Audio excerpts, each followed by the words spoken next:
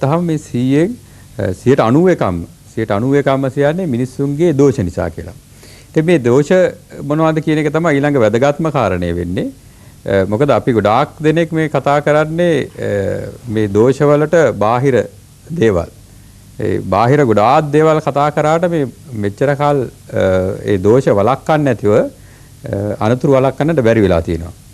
දැන් මනුෂ්‍ය දෝෂ කියලා ගත්තාම මනුෂ්‍ය දෝෂ උදාහරණ එකක් තමයි ඒගොල්ලන්ගේ පෞරුෂ අර්බුද. එකක් තමයි ඒගොල්ලන්ට තරහ යනවනම්. ඒගොල්ලන්ට සමහර අය අනිත් අයට නීති උගන්වන්න හෝ නීති තමන් ඕනට වඩා හිතාගෙන වැඩ කරනවා නම් ඊට අමතරව සමහර අය පැත්තකට වෙලා කම්මැලිකමෙන් යනවා නම් එහෙම නැත්නම් ඒක එක කණ්ඩායමක් වෙනවා. අනිත් එක තමයි පාර යනකොට තමුන්ට ඇති වෙන තරහවල්. අනිත් වැදගත්ම කාරණේ තමයි විවේකයේ යෑමේ ආසාව. ඒක කියන සෙන්සේෂන් එකකින් බිහේවියර් කියලා කියනවා. වෙන මේ වගේ දෝෂ තියෙනවා. අනිත් එක තමයි නිදිමත ගතිය. අනිත් කායික දෝෂ. ඊට පස්සේ තමන්ගේ ගෙවල් වල තියෙන ප්‍රශ්න නිසා ඒගොල්ලන්ගේ ඇති වෙලා තියෙන මානසික අවපීඩනයන්.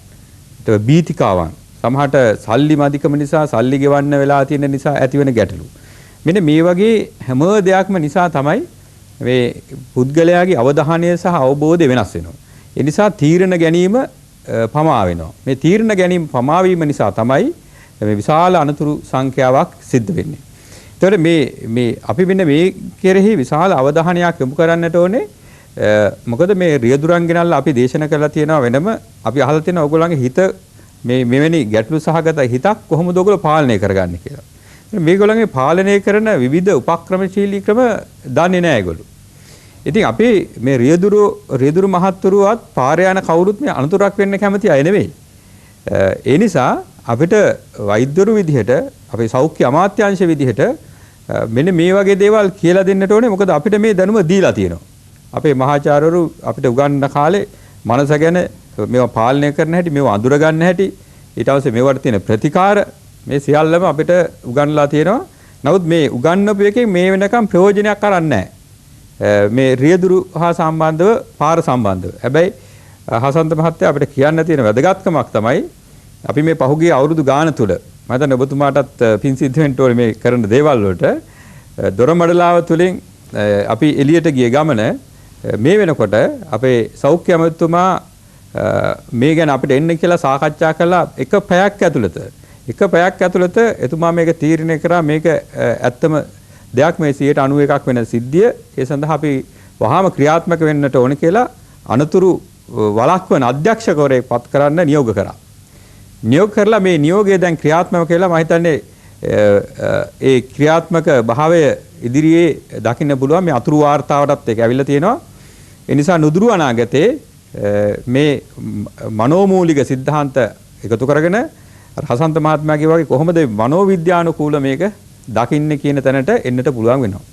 ඒකට අර අහපු ප්‍රශ්නෙටත් පොඩි උත්තරයක් දෙන්න ඕනේ හසන්ත මහත්මයා. මොකද මේ පාර හරහා පයින්නකොට මේ කහ ඉර උඩ අනතුරු ඇති වෙන්න එක හේතුවක් තමයි අපි දැන් අවුරුදු ගාණක් තිස්සේ දැන් අවුරුදු 40කට ඉස්සර පාර හරහා පයින්න ක්‍රමයට තමයි අදත් පාර පයින්නේ.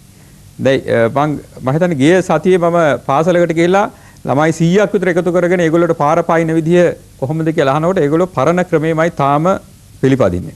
ඉතින් මේ අනතුරු අඩු වෙලා නැහැ. අනතුරු අඩු වෙන්න නම් මේ අලුත් ක්‍රමයක් එකතු කරන්නට ඕනේ. දැන් හොඳට පැහැදිලි මේ පහුගිය කාලේ යුද්ධය අවුරුදු 30ක තිබ්බ යුද්ධය අලුත් ක්‍රමවේද අලුත් ආකාරයන් අලුත් ආකල්ප ඇති කරගෙන තමයි මේකේ ජයග්‍රහණය ඇති වුනේ. ඒ නිසා දැන් මේ 2500ක් මේ අවුරුද්දකට මිය යනවා. ඉදිරි අවුරුදු 10 25000ක් මිය යනවා මේ රටේ අය. ඒකට අවුරුද්දට 4000ක් ආබාධිත වෙනවා. ඉදිරි අවුරුදු 10 40000ක් ආබාධිත වෙන හසන්ත මහත්තයා. ඉතින් මේක අපි ගිය සැරේ කිව්වා අපි මේක වළක්වන්නට ඕනේ කියලා. ඉතින් අවුරුදු 4කට ඉස්සෙල්ලා කිව්වන් පස්සේ දැන් 12500ක් මිය ගිහින් තියෙනවා. දැන් අපි අදත් පාවිච්චි කරේ නැත්නම් අපි අදත් මේකේ කඩිනමින් ඉදිරියට ගිය නැත්නම් කරන්නට හම්බ වෙන්නේ නැහැ. ඒ නිසා අපි පාර පයින් ආකාර ගිය සැරේ දොරමඩලාවෙමුත් අපි කතා කරා. එක ක්‍රමයක් තමයි අපි ඒක දැන් ඉන්න අපේ ජනතාවට මතක් කරන්න කැමති. ඕගොල්ලන්ගේ ජීවිත වෙනුවෙන් ඕගොල්ලන්ගේ දරුවෝ වෙනුවෙන් දොරමඩලාවෙන් ගන්න ආදර්ශය ගන්නට කියලා. උදාහරණයක් වශයෙන් අපේ පාර පයින් ආකාර ආකාර කීපයක් ගැන හිතන්නට කිව්වා. එකක් තමයි මේ පාරට එනකොට නවතින්න කියන එක. නවතින්න කියලා අපි කිව්වේ මේ හිත නවත්තන්නට ඕනේ. හිත අර කිව්වා වගේ දුරකතනයේ කනේ තියාගෙන හෝ වෙනයන් ආකල්පයක වෙනයන් සිතුවිල්ලක එන්නේ නැතුව මේ පාර ළඟට එන්නට ඕනේ. මොකද මේ පාර කියන තැන අර කිව්වා වගේ 2500ක් ඝාතනය කරන තැනක් අවුරුද්දට. ආබාධ කරන තැනක්. එහෙනම් කොච්චර අවදානම් තැනකද මේ එන්නේ කියන එක මේ ඉන්න හැමෝම 9 ලක්ෂයක් අපේ රටේ අපි දිහා බලාගෙන ඉන්නවා අද දවසේ. ඔයගොල්ලෝ මතක තියාගන්න මේක අනිත් පැයටත් කියන්න. පාරට එනකොට නවතින්න අංක 1 පළවෙනි ඇඟිල්ල. දෙවෙනි එක තමයි හොඳට දෙපැත්ත බලන්නට ඕනේ. බලන්නට ඕනේ කියන්නේ දැන් දකුණ බලන්න වම බලන්න කියලා තමයි උගන්ලා තියෙන්නේ. මොනවද බලන්නේ කියලා දීලා නැහැ. එතකොට එනකොට වාහනේ කොච්චර දුරෙන් එනවද? ඒක වේගෙන් එනවා නම් උදාහරණයක් වශයෙන් පැයට කිලෝමීටර් 80ක වේගෙන් එනවා නම් මේ වාහනේ හසන්ත මහත්තයා තප්පරයට මීටර් 20ක් එනවා. ඒකට තප්පරයට මීටර් 20ක් ආවොත් තප්පර 3ක් ඇතුළත මීටර 60ක් විතර යනවා මේක. ඒ නිසා මේ පාර හරහා පයින්න තප්පර ගාණක් අර හසන්ත මහත්තයා කිව්වේ හිමීට ගිහිල්ලා කතා කර ඉන්න ගියොත් අන්න ඇවිල්ලා හප්පනවා. එහෙනම් මේ වාහනවල වේගය ගැන හොඳ කල්පනාවක් මේ දරුවන්ටත් තියෙන්න ඕනේ හැම දිනාටම තියෙන්නට අවශ්‍යයි. එතකොට ඒක. ඒකට බලනකොට අනිත් එක වටපිටාවේ වංගු පාරක් තියෙනවා නම් දැන් ළමයි දන්නේ නැහැ වටපිට දකුණ බලන්න වම බලන්න පාර පනින්න කියලා තමයි උගන්ලා තියෙන්නේ මේ ලංකාවේ හැමෝටම. එතකොට එහා පැත්තේ වංගුවක් තියෙනවද වංගුවේ එනකොට පේන්නේ නැහැ කවුද එන්නේ කියලා. එතකොට එන්නේ මේ වගේ ප්‍රශ්න තියෙනවා ඒවා ළමයිට කියලා දෙලා නැහැ. එහෙනම් ළමයි ඉදිරි අවුරුදු කාලේ ලංකාවේ පාර පනින්න ගිහිල්ලා 17000ක් මිය වෙනවා. ඒක වළක්වන්න මේ ක්‍රමය ඉතාල වැදගත්. ඊළඟ එක තමයි අපි කියන්නේ හස්ත සංඥා දාන්නට ඕනේ. දැන් සමහරු මේකට කැමති නැහැ හස්ත සංඥා දාන්න අපේ රට එහෙම යන්න ඕනේ නැහැ කියලා සමහර උදවිය එහෙම කියනවා. නමුත් හස්ත සංඥා අවශ්‍ය වෙන්නේ අර කිව්වා වගේ සමහර පුද්ගලයෝ ඈත ඉඳන් රිය පදවගෙන එනකොට ඒගොල්ලන්ගේ හිතේ තියෙනවා එක්ක මෙයා පනින්ද නැති වෙයිද කියන එක. ඒකට ඒක අපිට පනිනවා නම් අත ඉස්සීමේදී එයා දන්නවා දැන් පනින්න යන්නේ කියන එක. ඒක එක හේතුවක්. දෙවෙනි එක තමයි යන්නේ එක්කෙනත් වෙන ඒව කල්පනාවක් නැතුව එයාත් වෙන කල්පනාව හොඳට පාර යනවා නම් අත උස්සන්න ඕනේ කියන එක එයාට සිහිනවා. ඒ හින්දා එයා ඒකනුත් බේරෙනවා. එතකොට දෙන්නට මේක වැදගත් වෙනවා. අනිත් එක තමයි කඩිනමින් පාර පනිනවා කියන එක. කඩිනමින් කියලා කියන්නේ ක්‍රියාශීලීව ඉක්මනින් පනින්නට ඕනේ. එතකොට ඇයි එහෙම පනින්න කියන්නේ? අර තප්පර ගානක වෙනස නිසා ජීවිත මිය ගිය අය අපේ රෝහල් වල නෙමෙයි ලංකාවේ ඉන්නවා. මොකද පොඩි කාලයක් ඇතුළත තමයි මේ හැප්පෙන්නේ. ඉතා ශනික කාලයක් ඇතුළත. ඒ හින්දා කඩිනමින් යන්න කියලා කියන්නේ ඒකයි. අනිත් එක තමයි තව එකයි හසන්ත මහත්තයා මුල මැද අග. ඒ ආකාර පහේම සුරක්ෂිත වෙන්නට ඕනේ. එන්නේ ඒ ආකාර පහ නැවතත් මතක තියාගන්න. මතක තියාගෙන මේ පාර හරහා යද්දි මේ රටේ වුණත් ඕනම රටක මේ ක්‍රම පිළිපදින්න කියලා අපි ඉල්ලා සිටිනවා. හොඳයි. බොරැල්ල හන්දිය තියෙනවානේ. ඒක ලංකාවේ ප්‍රධාන හන්දියක්. කවුරුත් දන්නවා බොරැල්ල හන්දිය කියපුවාම දිසා කීපයකට පාරවල් ගමන් කරන ප්‍රධාන හන්දියක්. දැන් බොරැල්ල හන්දියෙන් පාර මාරු වෙන්නේ කොහොමද කියන එක කාලයක් තිස්සේ තිබ්බ ප්‍රශ්නයක්. මේකට රජයේ මැදිහත් වෙලා කෝටි ගණනක් මුදල් වියදම් කරලා පොළොව යටින් එහාට මෙහාට මාරු වෙන්න පුළුවන් ඉතින් බොහොම දියුණු මට්ටමේ මාර්ග පද්ධතියක් ඇදුවා පොළොව යටින් යන්න පුළුවන් බොහොම ආරක්ෂිතව ගමන් කරන්න පුළුවන් මෙච්චර කෝටි ගාණක් වියදම් කරපු මේ මාර්ග පද්ධතිය තියාගෙන තාමත් සමහරු ගමේ යනවා වගේ කතා බහ කර බොරැල්ල හන්දිය හරහා හිට මෙහෙට ගමන් කරනවා මෙහෙම රටක තමයි අපි මේ මාතෘකාව ඔස්සේ කතා බහ කරන්නේ ආචාර්ය ජයලත් එදිරිසිංහ මහත්මයාටත් තියෙනවා මම හිතන්නේ මේ සාකච්ඡාවට එකතු කරන්න කාරණා කීපයක්. ඔව් හසන්ත හිටිරච මහත්මයා මුලින්ම මම ඔබතුමාට පින් දෙනවා මේ වගේ වැඩසටහනකට නැවත වතාවක් අවතීර්ණ වීම පිළිබඳව. කලින් සඳහන් කරපු වගේ දවසකට 6 දිනක් හරි 7 දිනක් හරි මිය යන රියානතුරු වලින් දවසකට ලෝකයේ 3000කට ආසන්න ප්‍රමාණයක් මිය යන රියානතුරු වලින් ඒ වගේම වසරකට ලක්ෂ 40කට වඩා වැඩි පිරිසක් බරපතල ලෙස තුවාල ලබනවා. මේ වැරදි වලට හේතු හොයාගෙන යනකොට අපි හරි දක්ෂයි ඇඟිලි දික් කරන්න. අපි හැම වෙලේම ඇඟිලි දික් කරන්නේ අහවල් පාර්ශවයට. නමුත් කවදාවත් අපි කල්පනා කරන්නේ මේ ඇඟිලි දික් කරනකොට ඇඟිලි 3ක් අපේ පැත්තට දික් වෙලා තියෙනවා කියන්නේ. අපි යන්න ඒ තැනින් අවතීර්ණුවොත් මම හිතනවා මේ ප්‍රශ්නට විසඳුම් හොයන්න පුළුවන් කියලා. ඒ නිසා අපි ජාතික ඉදිරි කිරීමේ බැංකුවෙන් ණය සඳහා අඩුම පොලිය තවත් අඩු කළා. විස්තර සඳහා NSB කෝල් සෙන්ටර් අමතන්න. එනිසා අපි එක පාර්ශ්වයකට විතර දෝෂාරෝපණය කරලා කවදාවත් මේකට විසඳුමක් හොයන්න බෑ මේ ප්‍රශ්නෙට. අපි ක්‍රමානුකූලව හොයාගෙන ගියොත් සමහර විට අපිට හොයාගන්න පුළුවන් අපි හැමෝම මේ දෙයට සම්මාදම් වෙනවා කියලා. ඔන්න පෙන්වන්න පුළුවන් නම් මම මේ තියෙන දර්ශන කීපය මුලින්ම අපි රියදුරාගෙන් පටන් ගමු. රියදුරාට දෝෂාරෝපණය කරන ඇත්තට මම ඉංජිනේරුවෙක් නිසා මම පුළුවන් තරම් ඉංජිනේරු විෂය ගැන මම කතා කරන්න උත්සාහ කරන්නම්. නමුත් මේ විෂයට එන්න ඉස්සෙල්ලා මම කතා කරන්න කැමති රියදුරු වෘත්තය තමයි මේ මිහිතලයේ මත තියෙන සංකීර්ණම ක්‍රියාවලිය. අපි හැමෝම කරන අනිත් හැම වැඩක්ම මේ රියදුරු වෘත්තයට වඩා රියදුරු කාර්යකර්තව්‍යයට වඩා හරිම පහසුයි. වාහනයක් මහා මාර්ගයේ ධාවනය කරනකොට ශරීරයේ සියලුම අංගයන් එක විට සම්පූර්ණයෙන්ම ක්‍රියාත්මක විය යුතුයි. අන්න ඒ නිසා මම කැමති රත්නසිරි බණ්ඩාර වෛද්‍යවතුමාගේ කතාවට තව පොඩ්ඩක් එකතු කරන්න 91ක් නෙවෙයි අතරම 100%ක්ම වැරදි කියලා කියන්න පුළුවන්. මනුෂ්‍ය වැරදි නිසා රියානතුරු සිද්ධ වෙනවා කියලා. නමුත් අපි පොඩ්ඩක් හොයලා බලන්න ඕන මේ මනුෂ්‍ය වැරදි මොන ආකාරයෙන්ද සිද්ධ වෙන්නේ? හිතාමතා කරන වැරදිද? එහෙම නැත්නම් වැරදීමකින් සිදු වෙන දේවල්ද කියලා. අපිට පෙන්වන්න පුළුවන් නම් මේ දර්ශන මම මුලින් පටන් ගන්නම් රියදුරු මහත්වරු අතින් සිදු වෙන දැන හෝ නොදැන හෝ සිදු වෙන වැරදි. මුලින් තිබුණු දර්ශනයක පෙන්වනවා ජංගම දුරකථනය භාවිතා කිරීම. අද ලෝකයේ රියානතුරු වැඩි වශයෙන්ම සිද්ධ වෙන්නේ ජංගම දුරකථනය භාවිතයෙන්. හොඳයි. ඔබතුමාගේ මේ පරිගණකයේ තියෙන රූපරාමුව අපිට දකින්න පුළුවන් නම් වටිනවා. මුලින් අපිට තිබුණේ අපි වැරද්දනක ඉන්නේ. හොඳයි. ඔබතුමාට පැහැදිලි කරන්න පුළුවන්. ජංගම දුරකථනය තිබුණේ. ජංගම දුර මුලින් තිබුණේ බීමත් රියදාවනය කිරීම නිසා රියානතුරු වැඩිම සිදුනේ. අද ජංගම දුරකථනය නිසා. අපි අන්න ඒ නිසා රියදුරු මහත්වරුන් අපි දන්නවා ජංගම දුරකථනය භාවිතා කරමින් රියදාවනය කරන පිරිස ඉතාමත්ම වැඩි කියන එක. ඒ தත්ත්වය දැනගෙන අපි රියදුරු මහත්වරුන්ට විතරද දෝෂාරෝපණය කරන්න ඕන? මේ ජංගම දුරකථනය භාවිතා කරන වැඩි පිරිසක් කවුද කියන එක මම ප්‍රධාන මාධ්‍යයක් තුලින් කියන්න කැමති නැහැ. නමුත් භාවිතා කරන අය දන්නවා කවුද භාවිතා කරන්නේ. තමන්ගේ ආයතනයේ නම බොහොම උජාරුවට ගහගෙන ජංගම දුරකථනයක් අතේ තියාගෙන ධාවනය කරන අවසන්. ඒතර මේ මනුෂ්‍ය දෝෂ වුණාට අපි කාටද මේ වැරද්ද දාන්න ඕන? ඊළඟට නොදැනුවත්ව සිදුවෙන දේවල් තමයි තමන්ගේ ශරීරයේ තියෙන අංගෝපාංග එහෙම නැත්නම් භාවිතා කරන විවිධ ඇඳුම් වගේ දේවල්. මම මෙතෙන්දි පෙන්වන්න උත්සාහ කරන්නේ දෙවෙනි තව විශාලතම කාරණයක් වෙන රියානතුරට දායක වෙන අවු කන්නඩියක් භාවිතා නොකිරීම. කී දෙනෙක් කොච්චර දුර හිතලා තියෙනවද දන්නේ නැහැ. මෑතකදී ගම්පල ප්‍රදේශයේදී රියානතුරක් සිද්ධ වුණා. බයිසිකලයකුත් විශාල වාහනයකුත් හැපුණා. ඒ අවස්ථාවේදී අනිත් වාහනේ ධාවනය කරපු රියදුරු මහත්මයා කිව්වේ බයිසිකලේ ආපු තැනත්තා එක අතක් මෙහෙම නළලට තියාගෙන අනිත් අතින් බයිසිකලේ පදවගෙන ආවේ කියලා ඉස්සරහට ඉර එළිය වැටෙන නිසා. අන්න ඒ නිසා අවු කන්නඩි වගේ දේවල් භාවිතා නොකිරීම. අන්න ඒ වගේ මේ දකින්න පුළුවන් රූපරාම. අපි මෙන්න විතර පෙන්වන්න උත්සාහ කරන්නේ අන්න ඒ වගේ දෙයක්. මේ ඊට කලින් තිබුණ අවස්ථාව. ඉතින් මේ වගේ දේවල් හිතාමතා සිදුවෙන දේවල් නෙවෙයි. නමුත් වැරදීමකින් හෝ සිද්ධ වෙන්න පුළුවන්. ඊළඟට අපි එහෙම කතා කරනකොට අපි සම්පූර්ණයෙන්ම මනුෂ්‍ය දෝෂ වලට මුල් තැන දෙනවා නම් තවත් කතා කරන්න පුළුවන් දේවල් තියෙනවා. ඊළඟට පොඩ්ඩක් හිතලා බලන්න රියානතුරක භයානකත්වයේ අඩු වැඩි කරන්න පුළුවන් ප්‍රමාණ විදිය.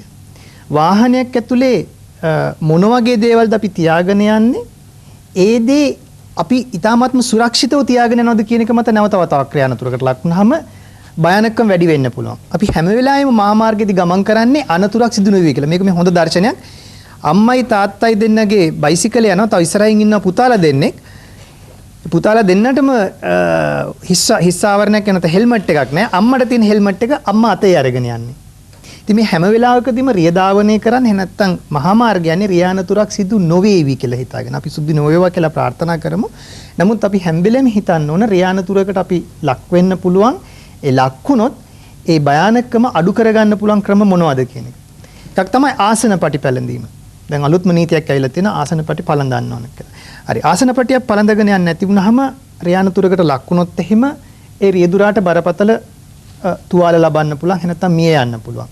ඒතර අපි ඒකෙදි තාපු රියදුරාට පමණද දෝෂාරෝපණය කරන්න ඕන මේ නීති ක්‍රියාත්මක කරන වෙනත් පාර්ශවවත් මේ ගැන කල්පනා කරන්න ඕන නැද්ද?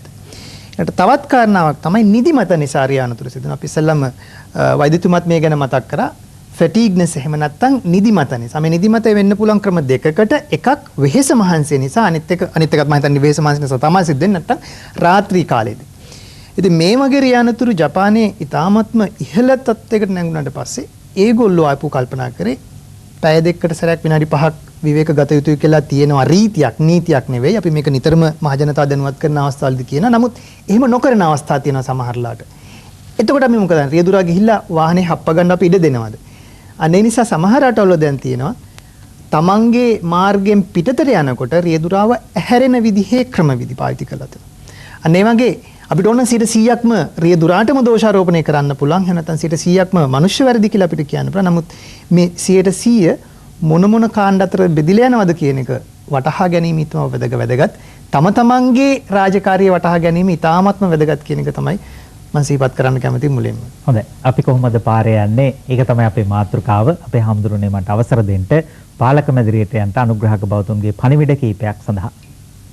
ලක් ඇසි දිසි සරසවි සින්දිම දොරින් දොරට දොර මඩලාවයි. අපි කොහොමද පාරේ යන්නේ? ඒක තමයි අපේ මාතෘකාව. අපේ හැමදෙරුනේ අපේ සාකච්ඡාවට පිවිසෙන්නට කලින් මට අවසර දෙන්න පුංචි සිහි කැඳවීමක් කරන්නට සිහිපත් කිරීමක් කරන්නට අද දොරමඩලාව වැඩසටහන ස්වාධීන රූපවාහිනී මැදිරියේ ඉඳලා සජීව ලෙස විකාශය කළාට තව සති කිහිපයකින් අපි දොරමඩලාව වැඩසටහන පටිගත කරන්නේ බුද්ධ ගයාවේදී ලෝතර බුදුරජාණන් වහන්සේ සම්මා සම්බුද්ධත්වයට පත් වුණු බුද්ධ ගයාවේ ජයශ්‍රී මහ බෝධීන් වහන්සේ අභියස තමයි දොරමඩලාව වැඩසටහන පටිගත කරන්නට බලාපොරොත්තු වෙන්නේ. අපට ඒ රූප රාමු දකින්න හැකියාව තිබෙනවා නම් වටිනවා. විශේෂයෙන්ම ශාන්ති බුද්ධ භූමි වන්දනා සංවිධානයේ සංවිධායකත්වයෙන් ස්වාධීන රූපවාහිනී මාධ්‍ය ජාලයේ මාධ්‍ය අනුග්‍රහයෙන් යුතුව මහා පින්කම් මාලාවක් දඹදිවදී පැවැත්වීමට සියලු කටයුතු සූදානම් කරලා තියෙනවා. මේ ඔබ දකින්නේ ඔබට මතක ඇති සවැත් නුවරදී අප කළ මහා පින්කම් මාලාව ලෝතර බුදුරජාණන් වහන්සේට දක්වන්නට පුළුවන් උපරිම උපහාරය කෘතගුණ දැක්වීම දක්වන්නට අප උත්සාහ කළා. බුද්ධ භූමිය මලින් සරසා පහන් දල්වා ලෝතර බුදුරජාණන් වහන්සේට ප්‍රණාමය දක්වන්නට ගෞරව හරසර දක්වන්නට අප උත්සාහ කළ අවස්ථාව අපට දැනුණා බුදුහාමුදුරෝ ජීවමානව වැඩ ඉන්නවා වගේ මේ බුද්ධ භූමියට ගියාම දැනෙන ඒ මහා සැනසීම නිවීම අපට ලෝකේ කොතැනකදී ලබා ගන්නට පුළුවන්ද කියන ප්‍රශ්නය තියෙනවා. ඒ නිසා ශාන්ති බුද්ධ භූමි වන්දනා සංවිධානයේ සමග එක්වී ස්වාධීන රූපවාහිනී මාධ්‍ය ජාලයේ මාධ්‍ය අනුග්‍රහයෙන් යුතුව ජනාධිපති කාර්යාලයේ ආගමික කටයුතු අංශයේ දායකත්වයෙන් සංවිධානය කරන මහා පින්කම් මාලාවට අපේ රටේ ජනතාවට සහභාගී වෙන්න කියා ආරාධනා කරනවා. මේ පින්කම් වලට සහභාගී වෙන්න දඹදිව යන්න බැරි වුණාට ස්වාධීන රූපවාහිනී සේවයේ ඔස්සේ මේ පින්කම් වල සියලු විශේෂ අවස්ථා ගෙනෙන්න අපි බලාපොරොත්තු වෙනවා. දොරමඩලාව වැඩසටහන සවනක් රැස් වැඩසටහන පටිගත කරන්නේ බුද්ධ ගයාවේදී මේ අප දකින්නේ බරණැස් නුවරදී දොරමඩලාව පටිගත කරපු අවස්ථාව. මම හිතනවා 100 ගණනක් වූ පිරිස මේ පින්කම් වලට දායක වුණා. දොරමඩලාව වැඩසටහන ඉතාමත්ම සාර්ථකව අප එහිදී පටිගත කරන්නට කටයුතු කළා. ඒ වැඩසටහනට ලැබුණු ප්‍රතිචාර ඉමහත් අපට ලැබුණු ප්‍රතිචාර අති විශාලයි. ඒ පිළිබඳවත් අප සිහිපත් කරන ඔක්තෝබර් මාසේ 30 31 දිනවලදී තමයි බුද්ධ ගයාවේදී මේ පින්කම් මාලාව පැවැත්වෙන්නේ. කටින චීවර පූජා මහා පින්කම පැවැත්වෙන්නේ 30 වෙනිදා සහ 31 වෙනිදා. මෙවර කටින පූජා පින්කමේ දායකත්වයේ දරන්නේ රවින්ද්‍ර වනිගසේකර මහත්මයා. ඒ පිළිබඳවත් සිහිපත් කරන්න ඕනේ. මේ පින්කම් මාලාවට මේ මහා පින්කම් මාලාවට ඔබේ දායකත්වය බලාපොරොත්තු වෙමින් අපේ සාකච්ඡාවට නැවතත් පිවිසෙන්නට මා කැමැති. සාකච්ඡාවට පිවිසෙන්නට අපට දුරකථන ඇමතුමක් තියෙන අපේ හාමුදුරුවනේ. ආයිබෝවන්. හසන්ත මහත්තයා ඔබතුමාලා සියලු දෙනාම මම ඉතාම ගෞරවයෙන් සිහිපත් කරනවා. අද තමයි මම බලාපොරොත්තු වෙන එකම වැඩසටහන ඔබතුමාලා විකාශනය කරන්න. මොකද්ද හසන්ත මහත්මයා මේ තුලින් ඔබතුමාලා මේ අද කරන මෙහෙවරෙන් දවසකට කී දහහක් මේ මරණයෙන් අතපය කැඩිලා ආබාධිත වීමෙන් බේරෙයිද කියන්න බෑ. මේ වාගේ වැඩසටහන් අඩු වශයෙන් මාස 3කට වරක්වත් ඔබතුමාලා ප්‍රචාරය කරනවා හොඳයි. පළවෙනි කතාව දැන් මම මේ ඊළඟටයි කතාවට මුල පුරන්නේ. ජනමාධ්‍ය වලට තියෙන මේ අයිතිය ඔබතුමාලා රැකීම ගැන ගොඩක් ස්තුති වෙනවා.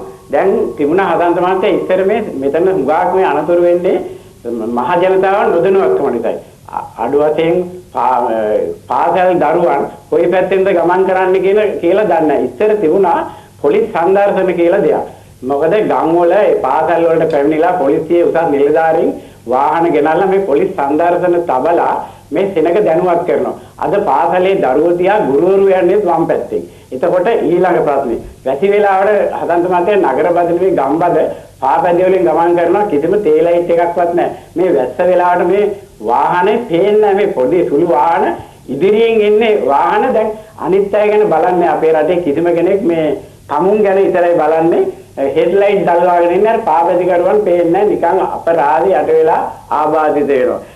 විශේෂයෙන් මේකට හේතුව තමයි හෙඩ්ලයිට් දැල්වාගෙන නොයාම වැසි වෙලාවේ ඔය පාපැදි කරුවන් වාගේ තමුන්ගේ නොදැල තමුන් දන්නේ මේ තමුන්ට අනතුරක් කරා තමුන් යන මේ ලයිට් එක ගන්නද පේන්නේ නැහැ ඒක. අත්දැකීම් තුනේ මට අවුරුදු දැන් 59ක් වෙනවා මගේ රේදුරු බලපත්‍රයේට අවුරුදු 39ක් වෙනවා. මේ අත්දැකීම් තුලින් කතා කරන හදන්ද මහත්තයා උගාක්ම ඉවසීම නැතිකම. තමුන් ආත්මාර්ථකාමීදී තමුන් ගියොත් ඇති. මොකද අදි තාක්ෂණ ලයිට් විදුලි උපකරණ තියෙන්නේ මේ අද තියෙන වාහනවල.